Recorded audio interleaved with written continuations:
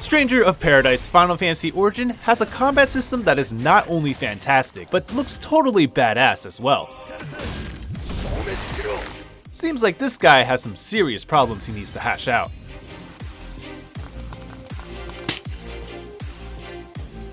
Square Enix seems pretty keen on moving away from turn-based combat to action-based when it comes to their most iconic franchise. There hasn't been a true turn-based system since what, 10? I guess World of Final Fantasy if we count spin-offs. I've enjoyed what the series brought to the table, but I'll be pretty upset if they don't release any more turn-based entries. While the action combat wasn't bad, it was nothing to write home about. At the very least, if they do go this route, Origin paints a brighter future for the series. This is the best action combat I've seen them put out so far. I love the focus on guarding effectively, whereas in previous games it was more or less brain dead defend and attack until the opponent dies. Soul Shield was incredibly fun to learn and use. It has all the bells and whistles I could ask for: damage immunity, stagger, MP recovery, and can even absorb a skill. It would be completely overpowered if there wasn't a nice risk-reward balance. I can't just use it forever because of how fast it drains the break gauge, which can lead to trouble. I also can't over-rely on it due to lethal unblockables enemies sometimes dish out. Soul Shield created super engaging fights, especially because of how challenging the difficulty was. It's on a whole other level compared to previous games in the series, which were usually something I can breeze through. It wasn't terrible, but it definitely didn't enhance the experience. I'm grateful that I actually died a lot while learning how to play Origin, which I'm sure is a weird thing to say. However, because of this, it was easy to see the improvement. I might die to an enemy immediately, but then the next time I'll survive a little bit longer until the point I'm able to kill it. There's no greater feeling than knowing I could do better and then proving it by coming out triumphant. Not to mention, the cool execution moves are the perfect way to end someone. It never gets boring seeing them get shattered into a million pieces and coming out with a ton of blood on my clothes.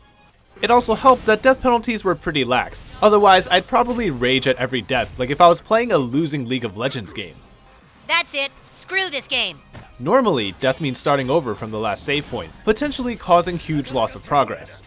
I'm sure I'm not the only one who likes to ignore saving because of laziness only to pay for it later. It doesn't feel good. However, Origin just sends me back to the last checkpoint with all my gear and experience earned intact. The developers definitely expected me to die a lot. Combined with an expansive job system, combat is even better. With 28 unlockable jobs, each with their own unique quirks, there is never a dull moment. Monks are especially fun for me because of their powerful charge attacks, and their combos made it feel like I was playing those beat-em-up games I loved as a kid. Marauders are another favorite. I'm normally not fond of these playstyles, but they are such powerhouses, I couldn't help not liking them. With so many jobs to choose from, I'm glad I don't have to stick to one. I'm able to assign two and swap between them during combat, taking advantage of their individual strengths. It was entertaining experimenting with various combinations to see what worked for me, opening up even more ways to play. It's a good thing combat was so well done, because the progression systems had a few big issues. The main one being the atrocious loot system. Killing enemies is like smashing a piñata at a birthday party, except instead of lots of tasty candy, I get mostly junk. The inventory fills up fast with duplicates, rarely resulting in useful items. I still get PTSD flashbacks from my horrible experience playing Exist Archive, which had something similar. Thankfully, Origin lets me dismantle the garbage for materials that can be used to enhance or change traits on actual valuable gear. It would be a great system if it wasn't almost completely useless. I was constantly swapping out gear, so any upgrades I would have made would have been wasted. I only upgraded traits once during my story progression when I got stuck on the final boss. When I finally got my endgame gear, there was no more reason to continue since I already got the platinum. Strangely, jobs also have a system that would have gone unnoticed if I had stopped playing after I cleared the game. Leveling up will award points that can be used to increase specific stats, allowing for each job to be even more specialized, but they will only be able to do this after they exceed the soft level cap of 30. The caveat is that this requires recompleting the main missions on Chaos difficulty, which is unlocked after beating the final boss. It's baffling why such a rewarding progression feature is limited until after a natural ending point in gameplay. Other parts of the game were kind of a mixed bag as well. It's kind of disappointing Origin didn't use an open or sandbox world, causing the game to feel more constrained than any other Final Fantasy I've played. Instead, everything happens on a menu, like interacting with NPCs and upgrading. Objectives are mundanely selected from a list, limiting exploration to only dungeons of moderate sizes.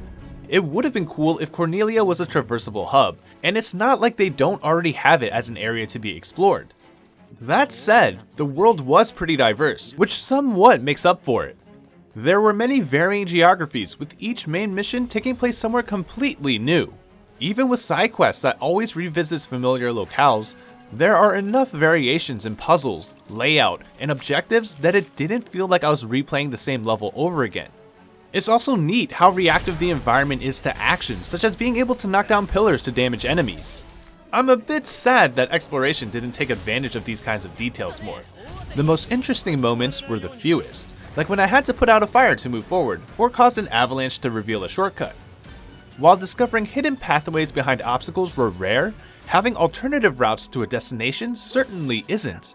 Oftentimes, these let me avoid monster-infested areas, but there's also a chance I could come across these weird glowing orbs. They usually contain an item or will unlock a side quest. What I always hoped to find, though, were the logs written by a mysterious entity. These tiny tidbits of information added much needed context to the story. Sadly, there isn't too much else to say about the topic. Origin is another take of sorts on the first Final Fantasy game, whose plot was already pretty sparse. It puts a spin on a lot of familiar elements. The Warriors of Light restoring the 4 crystals, a prophecy when the world is in danger, chaos. All the familiar characters and locations, they're all here. I played a bit of the original, so it was cool seeing all the references. Now I'm slightly more motivated to go back and finish it to see what other connections I can find between the two games. Defeating chaos is still the goal, so that's where a majority of the time is spent. Not much else really happened, so there wasn't really anything to invest in. The same can be said about the characters, since there is hardly any development. Everyone having amnesia didn't help either. Their past would slowly be revealed in pieces, but it was way too fragmented to make sense of anything.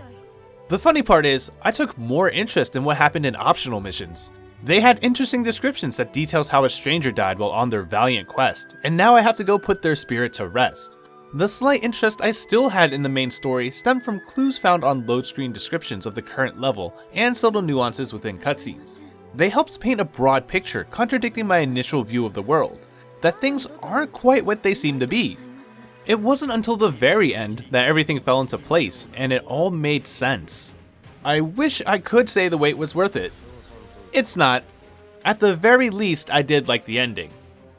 Story aside, Strangers of Paradise Final Fantasy Origin holds up due to the phenomenal combat, while the other aspects of the game are more or less dead weight.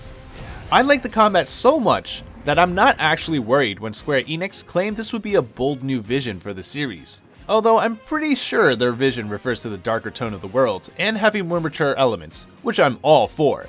After all, this is only the second Final Fantasy game to be rated M, with the first being the underrated spin-off Type 0. With Origin serving as a sneak peek into what Final Fantasy XVI could hold as it is targeting a mature audience, I'm excited. Origin has issues, sure, but I can only imagine they would spend more resources on a mainline game to make it better. The shortcomings weren't all that bad anyways. Instead of being a great game, it's just pretty decent. And well, that's good enough for me.